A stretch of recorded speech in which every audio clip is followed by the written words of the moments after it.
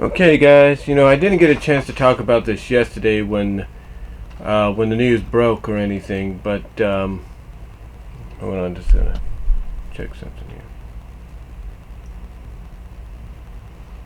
Yeah, it should be right there. Just looking into the sorry. But yeah, yesterday I didn't get a chance to talk about this when the news broke, but of course, what everybody was expecting to happen yesterday in Hall H at San Diego Comic-Con did indeed happen, and that was the announcement of Phase 4. Now, the big surprise at the end, though, of Phase 4, and I'm going to get to that right now, is Blade. It was announced that Blade is in the works. They have their lead actor to play or portray Blade. They didn't give a specific, release date or anything, but basically announcing the guy, having him put on the cap that says Blade on it, basically indicates that they are working on Blade as we speak or getting ready to go into production with it. Now, with that said, they did put out a slate for Phase 4. Now, Phase 4 is kind of... A lot of people have actually said this about it so far, that it feels like a part of the MCU, a phase of the MCU that's going to be kind of like, it's going to be there, it's going to be there, you're going to take notice, but it's going to kind of be under the radar. Like, it's going to be there by what you're going to see on the big screen, but it's also going to be under the radar due to some of the things that some of the other stuff that's going to be part of it. Now, what I have here, it's not probably the best print because I got to get ink and all that, is the scheduling that they brought out. Now, according to what this says, this is how they're working out the scheduling. This is what they got locked down for next year. These are the two established dates. Well, they got their release dates and everything set and ready to go, but here's what they have as of right now. Now we all know things can change. We know release dates can be moved up, moved back. We know that could happen. So here's what we have right now. This is the slate that's going to start off Phase 4. Black Widow, which we knew was coming. A lot of people pretty much predicted this was going to happen through leak, and also they knew about it through the leaks, the information, people taking pictures of, doing shots being done on location. That movie is going to be released on, according to this, I believe, and again, like I said, the print's not the best, so I'm going to try to light it up here. On May 1st of next year, May 1st, 2020, is when Black Widow will be released. And one of the main villains, if not the main villain in there, will be the Taskmaster. But here's what's interesting about this. A lot of people felt that this could be a prequel film to the entire MCU. One of those prequel films that takes place years before. Not necessarily. This movie takes place after Captain America Civil War. So, how that plays into the future to present day MCU, we'll have to wait and see. We do know that there is going to be someone, I can't think of the actress right now. You can go to Comic Book Cast 2 on their YouTube page. They did a reaction live stream after the announcements talking about this, and they even did some separate videos after that as well. But we do know that there's going to be a multitude of Black Widows. One of them is going to be a mentor to Scarlett Johansson's character, and then one is going to be mentored or possibly the successor to Scarlett Johansson's character in the future. Again, I can't think of the actress's name right now who's going to be portrayed as the successor and be the new Black Widow on the Avengers team. But that's pretty much the gist of what we're getting with Black Widow. The main news item out of that. The main news item out of that is the fact that it takes place after Civil War, which is kind of surprising. The next movie on the slate for next year will be on November, it looks like November 6th, 2020, and it will be the movie a lot of people have heard about. We don't know the time place for it just yet, like the time period and all that. Eternals. Eternals is coming.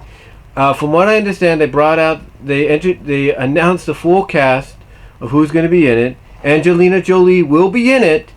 I don't know what the role is she's going to have just yet. Again, check out Comic Book Cast 2 YouTube page to check that out. But Eternals will happen on November 6, 2020 of next year. Now, what has been pointed out by a lot of people is with Black Widow and Eternals being announced for theatrical release, that means basically we're only getting 2 MCU movies in 2020. That is kind of unique. That is kind of different than what we've usually gotten. We usually get about 3, maybe 4 a year, but mostly 3. But there's a reason we're getting 2, and here's where the uniqueness of Phase 4 plays in. We do know with Disney Plus debuting this November that there's a slew of Marvel films, Marvel shows that are going to be part of Disney Plus. These Marvel shows are going to tie in to the MCU. Thus, these Marvel shows are going to be part of Phase 4.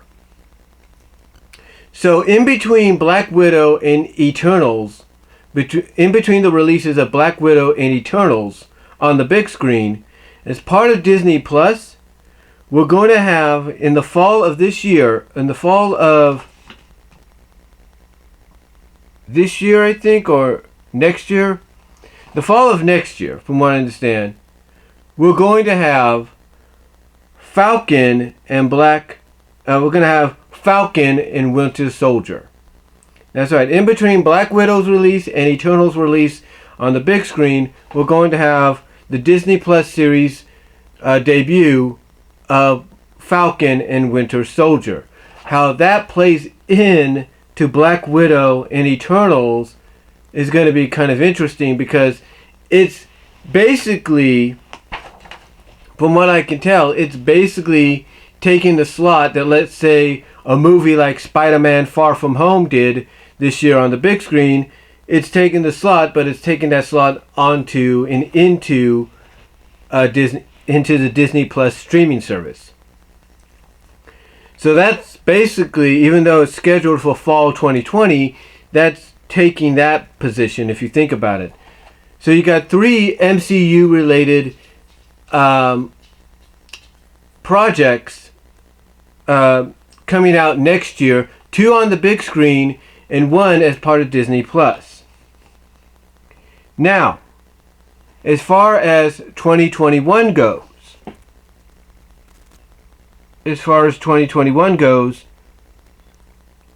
that's going to be the big year. That's going to be the huge year. Because on February, it looks like 12th, February 12th, 2012, we will have Shang-Chi, Legend of the Ten Rings. We have Shang-Chi, Legend of the Ten Rings. Now, obviously, the Ten Rings tie into the Mandarin of Marvel. If for anybody that's a Marvel buff, knows that the Ten Rings ties into the Mandarin, who was an Iron Man villain. How that plays into the rest of the MCU later on, we don't know. This might be, honestly, along with Eternals, might be the movies that tie into the next big adventure, kind of like the foundation of the next big adventures, not adventures, but the next big Avengers movie that comes out. This and Eternals that comes before it. So basically the last MCU theatrical film of 2020 and the first one of 2021, I believe, could tie into the next Avengers big screen movie. Now, in between that, now, here's what's funny. Now, in between that and the movie that comes out later that year in 2021, I'll get to that in a moment, is WandaVision. WandaVision debuts in spring 2021 on Disney+. It'll let us know, basically, from what I understand, how Wanda got her name Scarlet Witch, but here's what's funny, WandaVision will tie in to the May 7th, 2021 release of Doctor Strange Multiverse of Madness. Yes, Multiverse of Madness. So, Spider-Man Far From Home gave us the idea that the multiverse exists. Here, Doctor Strange is going to capitalize on it in its sequel, Multiverse of Madness. Now, according to reports, like I said, WandaVision, the Disney Plus series, is going to tie into it in some way, which means Wanda and Vision will be in Doctor Strange Multiverse of Madness. Now, speaking of Disney Plus in the MCU, Loki, we know that series is coming. That also will debut in the spring of 2021. But here's the premise about it, according to Tom Hiddleston himself, who will be portraying Loki in the series. Tom Hiddleston said that the Loki we're getting is the Loki from the first Avengers. The first Avengers movie, that's the Loki we're getting, because the Loki that we got in Endgame is the Loki from the first Avengers, because they had to go back in time to get the Tesseract or the Time Stone or whatever it was, or the Power. I think it was the Time Stone. So that's the Loki we're going to get in the Loki series. Now, in the summer of 2021, we're going to get the adult animated series, What If? Now, this series does tie into the MCU, but it's a what if scenario. Basically, it's going to take a lot of the established Marvel lore that we know and turn it on its head. In other words, it will show things like, what if Peggy Carter, I should say. What if Peggy Carter got the super soldier serum and the shield of Captain America instead of Steve Rogers? Basically what I'm trying to say is, it's going to basically take stories like that and go in that direction. Like I said, it's going to ask the question, what if Peggy Carter got the super soldier serum and the Captain America shield instead of Steve Rogers? And what's interesting is that is going to play a role in the MCU down the line. How it does it, I don't know, because it's an animated series, so they're going to have to come up with live action versions of what we get in the animated series. Next up, in the fall of 2021, will be the Disney Plus series Hawkeye. And this will be based around Hawkeye, I think, training his daughter to be the next Hawkeye herself, be the next Avenger that takes up the mantle of the Hawkeye name, if not the Rowan name. So, it's basically, he's going to be training, I believe, his daughter, like we kind of saw at the beginning of Endgame, when we got to finally see from his perspective his reaction to what was happening. And then to wrap it up, we have on November 5th, 2021, we have Thor 4, Thor, Love and Thunder, and this will introduce Valkyria, or Valkyrie, I should say, not Valkyria, but Valkyrie, is the first LGBTQ character in the MCU. Remember, Thor gave her command and leadership over the Asgardians.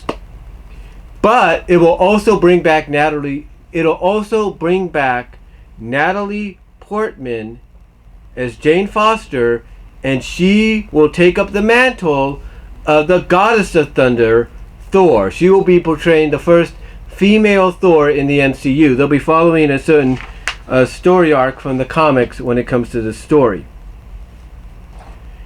And then, like I said, the announcement at the end of all that was Blade.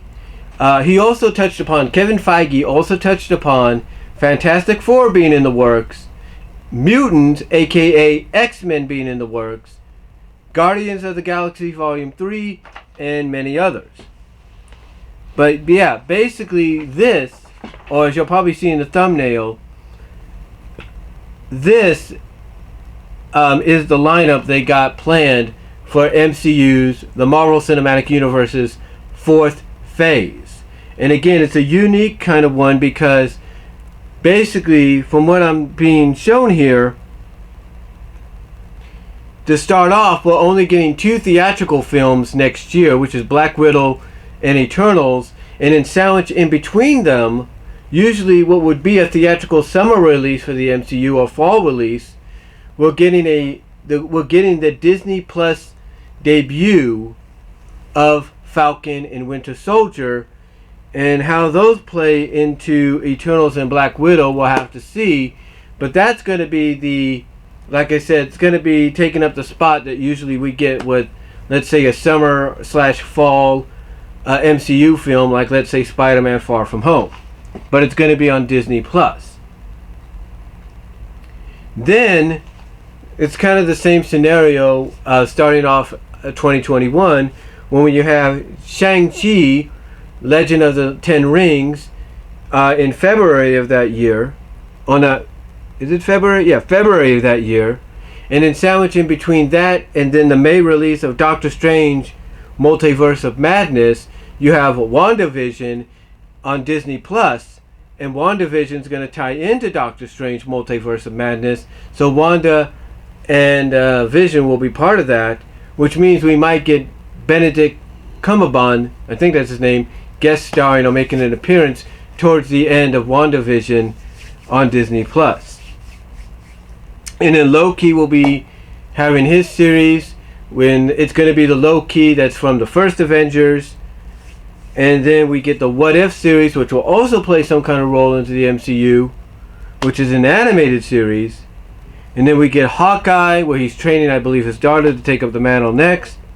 And then we get Thor, Love and Thunder, which is going to introduce Valkyrie as the first LGBTQ character in the MCU, as well as bring back Natalie Portman as Jane Foster, and as the first female Thor in the MCU as the Goddess of Thunder. So that's the schedule, that's the slate, along with the introduction of Blade, which we're not sure exactly where it's going to fit into the MCU in the next coming years, but we can assume Blade might be getting a 2022 release, probably in February of that year. And again, we're getting Fantastic Four, we're getting X-Men, we're getting Guardians of the Galaxy Volume 3, getting a whole slew of these things. And just my opinion, I see Blade, Fantastic Four, and Guardians being the movies for 2022. That's my projection. But that's basically the slate we got that's currently scheduled by the MCU that was revealed at San Diego Comic-Con. Let me know what you guys all think about it down below. Comment if you like. I'd love to hear what you have to say about it. And I will talk to y'all later. Thanks for watching.